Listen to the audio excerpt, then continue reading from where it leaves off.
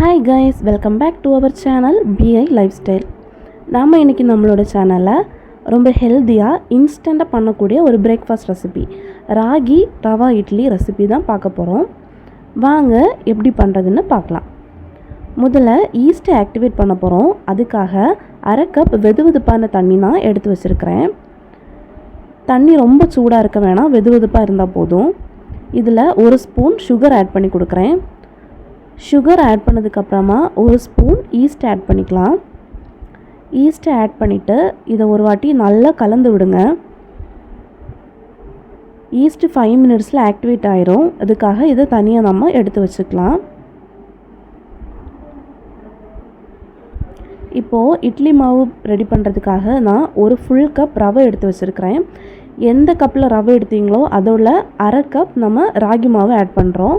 நான் இன்றைக்கி கடையிலேருந்து வாங்கின ரெடிமேட் பவுடர் தான் எடுத்துருக்கிறேன். நீங்கள் டைம் இருக்குன்னா கேழ்வரகு வாங்கி ஒரு 2 மணி நேரம் தண்ணியில் நல்லா ஊற வச்சு மிக்சியில் அரைச்சி அப்படியும் ஆட் பண்ணிக்கலாம். இப்போது நம்ம மாவுக்கு தேவையான அளவு உப்பு ஆட் பண்ணி கொடுக்கலாம். நான் 1 ஸ்பூன் சால்ட் ஆட் பண்ணியிருக்கிறேன். ஆட் பண்ணிவிட்டு ஒரு வாட்டி நல்லா கலந்து விடுங்க.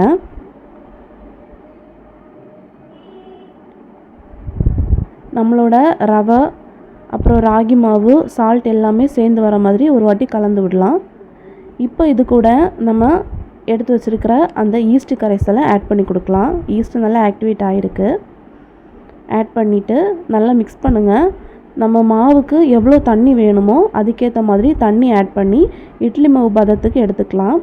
மாவு ரொம்ப திக்காகவும் இருக்க வேணாம், ரொம்ப தண்ணியாகவும் இருக்க வேணாம். இந்த ரவை கொஞ்சமாக ஊறி வரும். ஸோ அதுக்கேற்ற மாதிரி தண்ணி ஆட் பண்ணிக்கோங்க. இதை 1 மணி நேரம் நம்ம வச்சுக்கலாம். இப்போது பார்த்திங்கன்னா எனக்கு 1 மணி நேரத்துக்கு அப்புறம் மாவு இந்த மாதிரி தான் வந்திருக்கு. இந்த ஸ்டேஜில் உங்களுக்கு புளிப்புத்தன்மை வேணும்னா கொஞ்சமாக தயிர் கூட ஆட் பண்ணி கொடுக்கலாம். இப்போது இட்லி பாத்திரத்தில் நான் ஆயில் அப்ளை பண்ணி வச்சுருக்கிறேன். இதில் நம்ம இட்லி மாவை ஊற்றி கொடுக்கலாம்.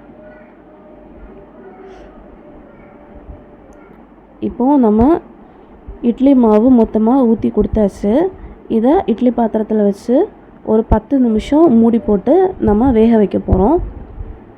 நம்ம சேனலை எல்லோரும் கண்டிப்பாக சப்ஸ்கிரைப் பண்ணுங்கள், வீடியோவை லைக் பண்ணுங்கள். இப்போ 10 மினிட்ஸ் ஆயிடுச்சு. நம்மளோட ராகி இட்லி சூப்பராக ரெடி ஆயிடுச்சு. நான் இது இன்றைக்கி வேர்க்கடலை சட்னி தான் இதுக்கு சைட் டிஷ்ஷாக வச்சுருக்கிறேன். இப்போ நான் பிச்சு காமிக்கிறேன் பாருங்கள். நல்ல சாஃப்டான சூப்பராக டேஸ்டியான நம்மளோட ராகி ரவா இட்லி ரெடி ஆயிடுச்சு. எல்லோரும் வீட்டில் கண்டிப்பாக ட்ரை பண்ணி பாருங்கள். ட்ரை பண்ணிவிட்டு உங்கள் கமெண்ட்ஸை சொல்லுங்கள். இந்த வேர்க்கடலை சட்னியோட ரெசிபி நான் இதுக்கு முன்னாடி நம்ம சேனலில் அப்லோட் பண்ணியிருக்கிறேன். அதோட லிங்கை டிஸ்கிரிப்ஷனில் ஆட் பண்ணுறேன். செக் அவுட் பண்ணி பாருங்கள். நன்றி.